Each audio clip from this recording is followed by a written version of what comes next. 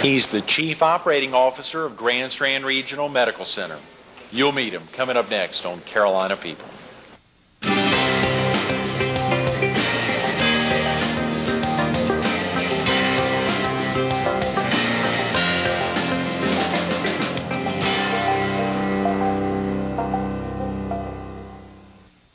Good morning. Welcome to Carolina People. This morning we're at the Myrtle Beach Marriott Resort at Grand Dunes. We're focused on the 10th annual American Heart Bowl to be held here this Saturday.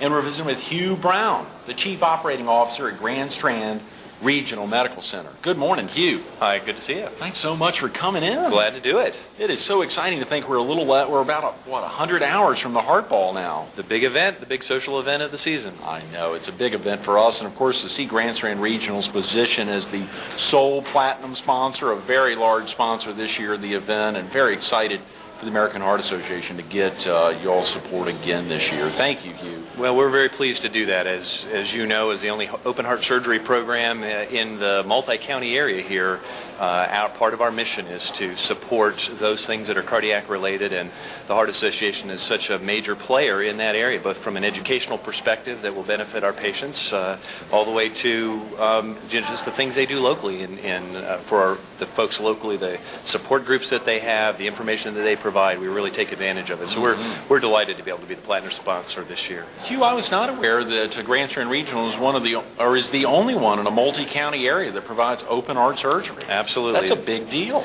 It is a big deal. We opened our program in 1995. Prior to that time, anyone in the Myrtle Beach area who needed open heart surgery generally got in an ambulance, or if it was really dire, got in a helicopter, and we flew them down to Charleston to the medical university. And the state has some thresholds, some volume thresholds, and we reached that number over 100 cases a year that we were having to fly down to Charleston in the early 90s. So with some terrific support from our medical staff, particularly the cardiologists who had been here carrying the cardiac load in our community. Dr. Joe and Neil Trask were kind of the leaders of that effort back there in the early mid-90s. Right. And they helped us present a case to the state that eventually we were successful in getting the only open heart surgery program. So have that distinction is quite wonderful. And the program has now developed to not only being the only one in a multi-county area, but just a couple of years ago we were picked as one of the top 100 open heart surgery programs in the entire United States. Wow. I've seen some of the billboards or some print ads reflecting that, some TV spots possibly reflecting that, but it was a couple years ago, and those things hold true for quite a while. They do. It is a great stamp of approval from folks outside of the hospital and outside of our company who come in and really look at statistics. They look at mortality rates. They look at the way we deliver care, the cost effectiveness of the way we deliver care, and to be picked out of in the entire United States, particularly in our infancy. Open heart surgery programs are built over years and decades. Oh, yeah. And at that point, we were only 5 or 6 years old. And we have continued the same quality. What's interesting about the algorithm that Solution, which is the company that gave us that designation, uses, one of the components of that is a financial component, and they look at return on investment. Well, after that year, the year that we won it, was when we invested $36 million in an expanded hospital. Redid the lobby, built a brand new cardiac intensive care unit, redid all the surgical suites. So it changed the return on investment calculation to the point that it knocked us out. We actually, of the top 100 designation, we'll be back as those assets tend to depreciate. We'll be back down, but not a lot of hospitals of our bed size really have the pleasure of doing that. That is incredible, and a great stamp of approval for the area. And we also have, we're part of HCA. That is our parent corporation based out of Nashville, Tennessee. Mm-hmm. We're one of 200 of their hospitals, and within HCA there are about 86 or 87 hospitals that do open heart surgery.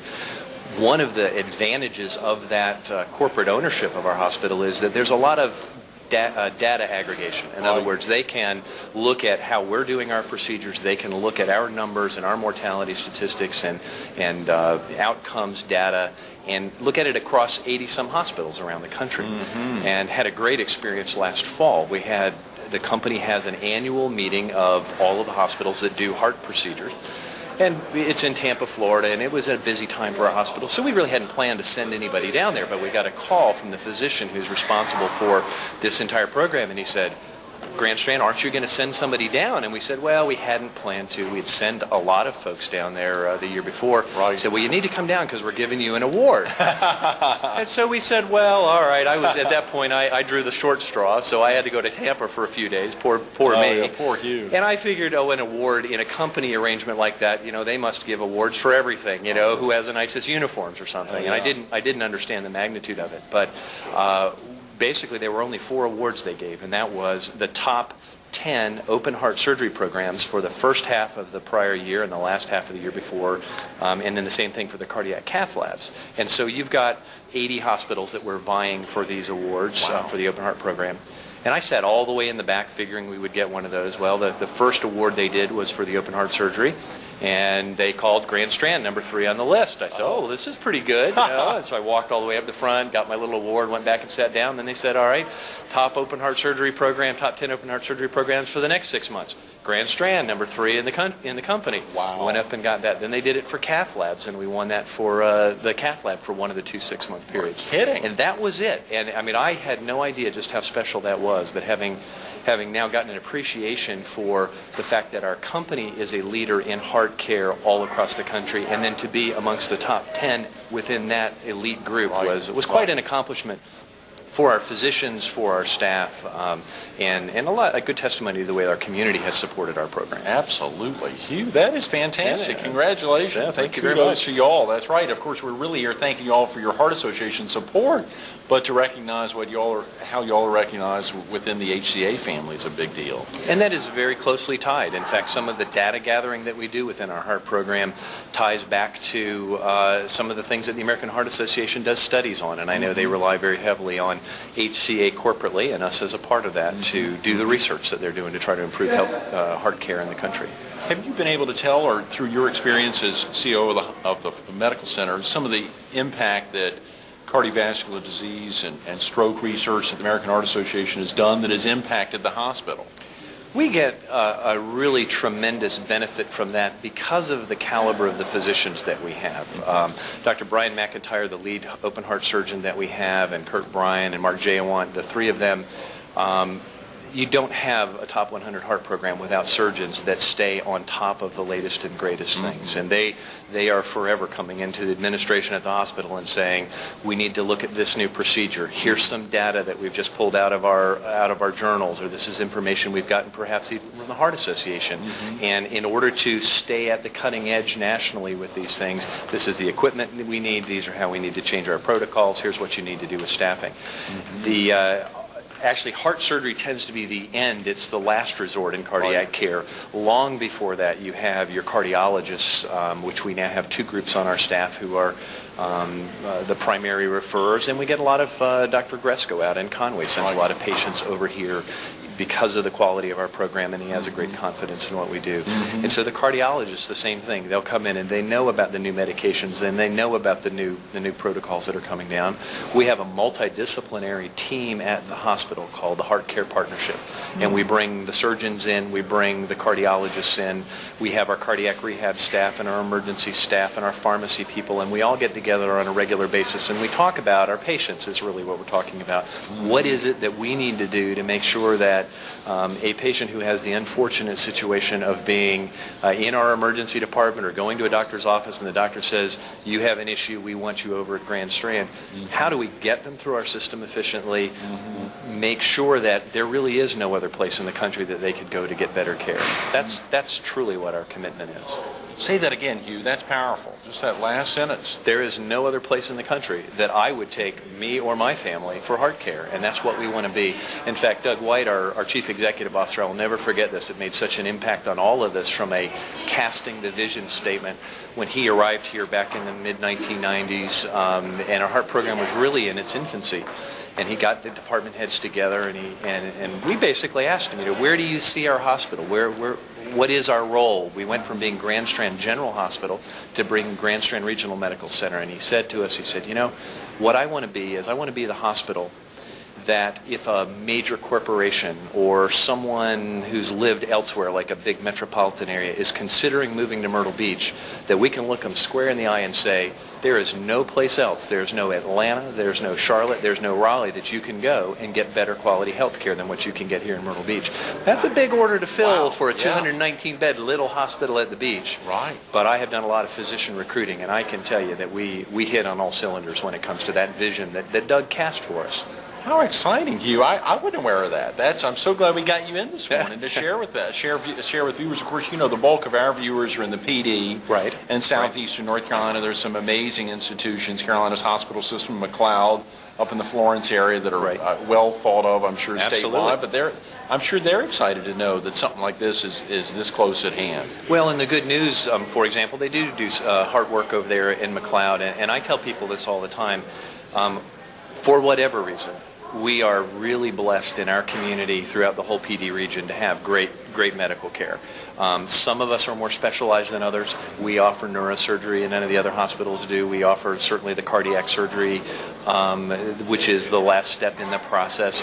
But boy, if you had to get in an ambulance anywhere in the PD and they took you to the nearest facility, right, I would have confidence that I was going to get great care. Yeah. And there are places that have demographics similar to the northeast section of South Carolina that just don't have access to that kind of care. Right. We're very fortunate. Another big deal about access, and I look forward to learning a little bit about you, but John Molnar was with us last week, Hugh, who was talking about access, and access, thinking about some locations in the PD where folks cannot get it because of some of the issues regarding medical liability reform that have really impacted the community. We were so excited to learn about that. I didn't know that John had that familiarity, and he was so passionate about it, but it's amazing to think he was talking about a facility in Marlborough County that just had to go to great lengths to ship somebody out because that night, back to back emergencies were occurring, and there was no one on staff to treat them.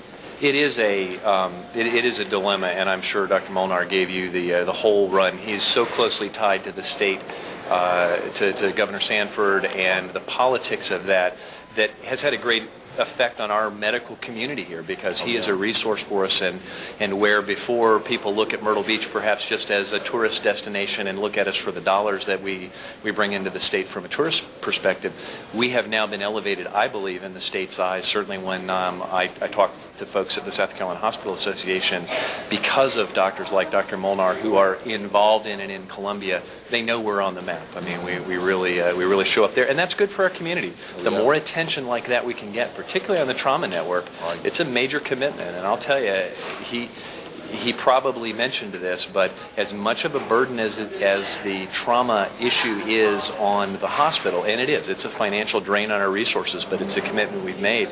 The ones that really put out in the middle of the night are those specialist physicians who Dr. Molnar, as the emergency doctor, has to call in, the vascular surgeon has to call in, the orthopedist. You know, they're at home sleeping, and I'll tell you, in many cases, when they get into the hospital to take care of that patient, they know they're probably not going to get paid for the work that they're doing. It's part of their give back to the community. Wow. So we appreciate our physicians at Grand Strand and understand the dedication that they have and the commitment they've made to the community by voluntarily, they're being on our medical staff and they're coming in.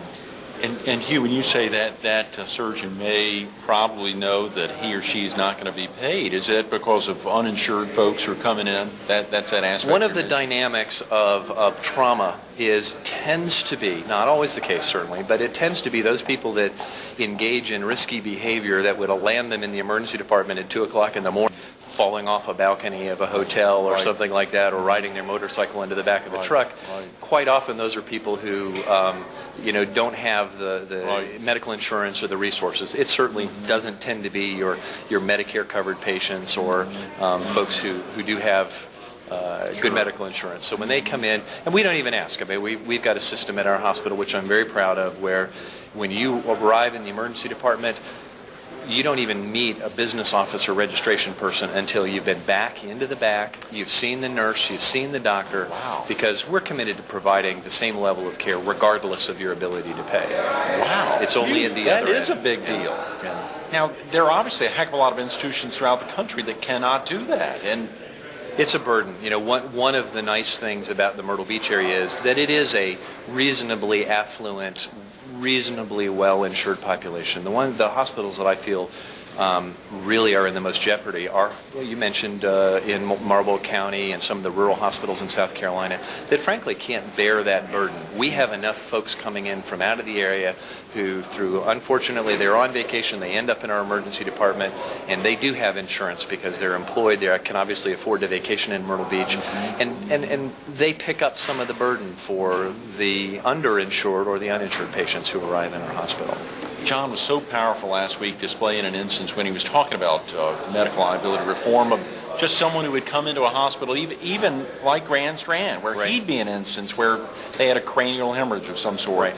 And he has to get on the phone, call an MUSC, and they're saying, yeah, come on down, and then they call back 10 minutes later and say, no, I'm sorry, we're full. Right, we don't have a bed. And then that issue, as the family and other members, or even the patient, is thinking, I've got to be treated immediately. But John said we're in a position that we just can't do anything. And it's terrible, the liability issue. He talked about another county, Oconee County, in the upstate, that 2 years ago had 11 obstetricians practicing, birthing babies. Now have 4 because of the issues there. It's incredible. It's dramatic. But I'll tell you, one of the things the community may not realize is that, yes, we may not have all the subspecialty care all of the time. That's going to become increasingly difficult. And you mentioned neurosurgery. It was malpractice rates that drove one of our neurosurgeons out of the cranial business. And it was a lot of angst for him to try to do that. But your first line of care in the emergency department are the emergency physicians. And the days, there were days, and there are still facilities even in the community where the emergency physician that you run across maybe a family practice physician with some emergency experience, has an interest in emergency. But back in the 80s, our hospital made the commitment, working with Dr. Ken DeHart, to only staff our emergency departments with doctors whose residency was in emergency medicine. These are the same doctors that, if you watch the Discovery Channel and you see real life ER and they're talking to the residents, these doctors, instead of doing internal medicine or pediatrics or family medicine, all of their training is in emergency medicine. So we're better equipped than many hospitals statewide to handle up to the point where you have to have that subspecialty care. And from a physician recruiting standpoint, which I have done a lot of in my 12 years at the hospital, having that asset has allowed me to recruit a lot of the subspecialist doctors in, because they realize when the phone rings at 2 o'clock in the morning, it's because one of the best emergency physicians in the state has already done everything that he can, and by golly, it's a real emergency that needs a specialist. That is wonderful. Golly, that's a great aspect that I'm sure a lot of folks may not know here in the community. Of course, there's 4 or 5 great institutions, Georgetown, Loras, Conway Medical Center, and of course you all, and they think we've got a lot of things around, but to understand that impact, I'm so glad you pointed that out. Hugh, real quick about yourself, one thing we hadn't done was a little bit of, are you originally from the area? No, like many people, I vacationed here as a child. Never thought I'd ever get a chance to live at the beach, but I grew up, most of my life was in the Cary, North Carolina area. That was where I graduated from high school, and went off to Chapel Hill actually on a Navy ROTC scholarship. They paid my 4 years, so I owed them 4 years after that, and ended up in Groton, Connecticut at the submarine base. I was a supply officer on a nuclear submarine for 4 years. That'll change your life. Oh, yeah. Wow. Now, had you always thought of getting back into the medical field at some level after that stint in the Navy? No, actually, after I completed the Navy, I went to some recruiting firms to try to help me find a job, and actually went to 4 recruiting firms, and all of them said, well, why don't you come work for us as a recruiter? I was in Connecticut. My wife is a microbiologist, and she was doing research. She was a scientist at Pfizer Central Research Labs up in Connecticut, and so I knew I had a steady income coming in at that point, so I could try something like recruiting, which I really didn't have a specific background in, and loved it, really enjoyed that part of it, did that for a number of years.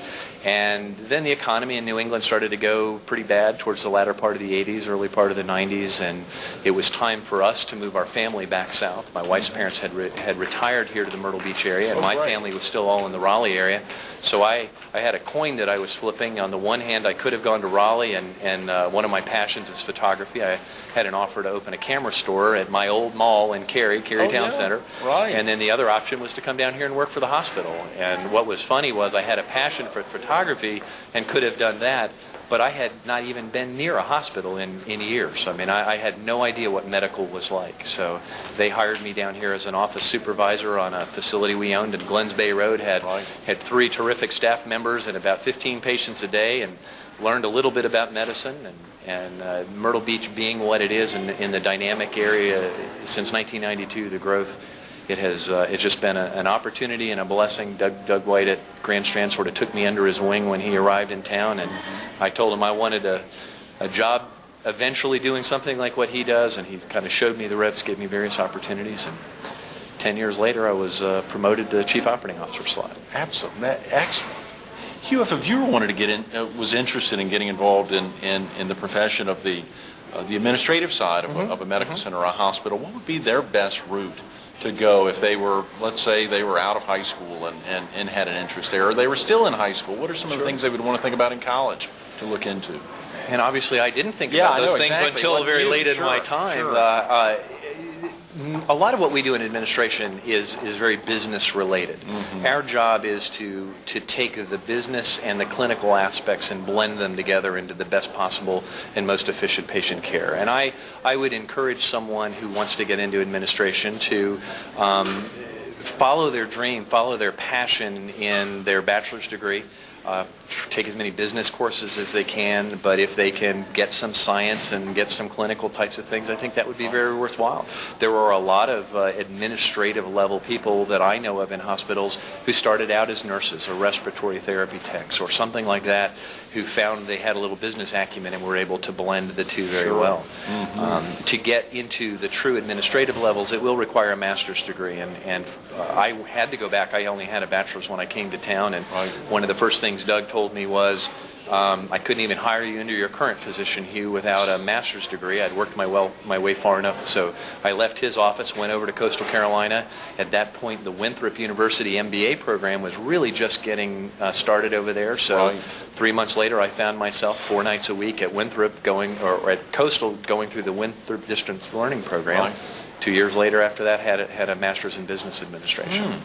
There is an educational master's called Master's in Health Administration, which if that had been offered locally, I probably would have done that, because instead of taking general strategic planning and marketing courses, you focus on those needs that are unique to healthcare. But frankly, Myrtle Beach has been so dynamic, and Grand Strand has been out on the leading edge of so many things. I've learned a lot trial by fire, and it's been great. Hugh, has your wife been able to maintain her microbiology career down here? Good news is the only thing she's qualified to do in Myrtle Beach is probably be a Walmart greeter. So we've really been fortunate to invest her time in our children. She has been a stay-at-home mom since we had our first 2 children up in Connecticut, or our only 2 children up in Connecticut, and we've moved down here, and that's freed her up to get involved in the schools and do that type of thing, which anyone who is fortunate enough to have that advantage of having a spouse who stays home knows that it makes my job a whole lot easier. I don't have to worry about what's going on on a day-to-day basis, and that has contributed tremendously to the success that I've been able to experience. Have you been able to maintain your passion with photography? We do some, although I do a lot of wedding photography on the weekends for friends and things, but since coming up to the hospital in the last 2 years, I find a lot of Saturday mornings are spent pushing the paper around, I haven't done that much, but I've got plenty of albums of pictures of my children. If you ever want to come by the house, I can show you how they looked every month of their lives. So. Boy and a girl, 2 girls? Boy and a girl, daughter in the pre-IB program at Socastee High School, just doing real well, and a great musician, and the son who's at Forest Brook Middle in the 7th grade. And very, very, very proud of them for what they've been able to accomplish. And we love Myrtle Beach. You know, it's unusual for someone to be able to start as I did as a supervisor and stay in the same hospital and have those promotional opportunities. And that's a large factor. The way the hospital is run, many people in management in our hospital started out in a clinical position and moved up.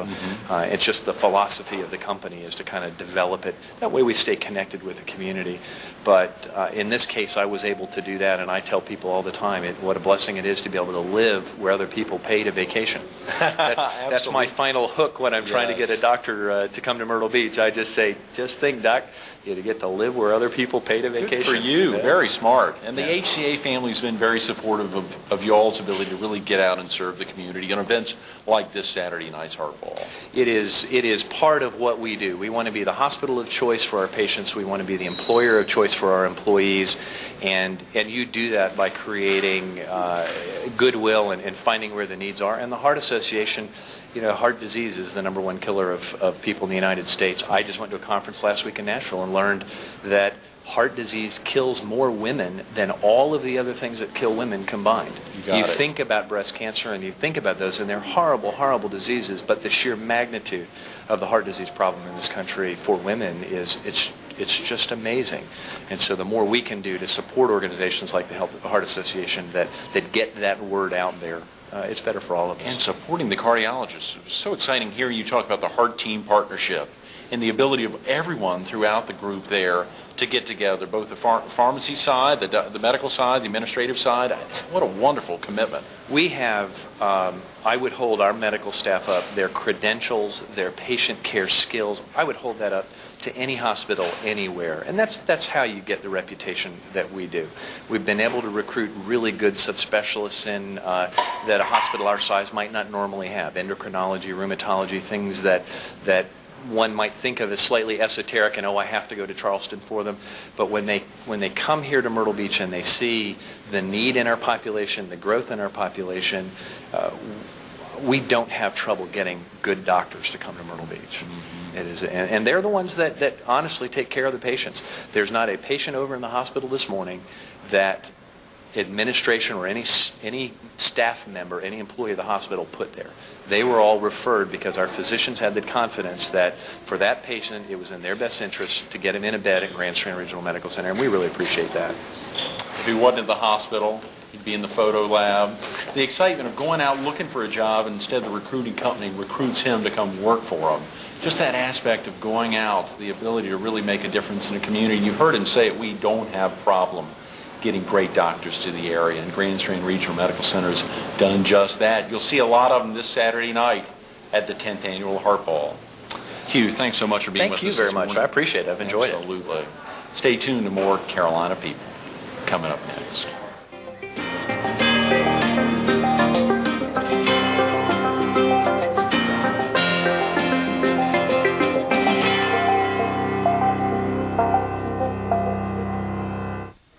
We want to thank Hugh Brown and all the doctors, nurses, and staff at Grand Strand Regional Medical Center for making today's Carolina People so special and working so hard to make a difference in our community.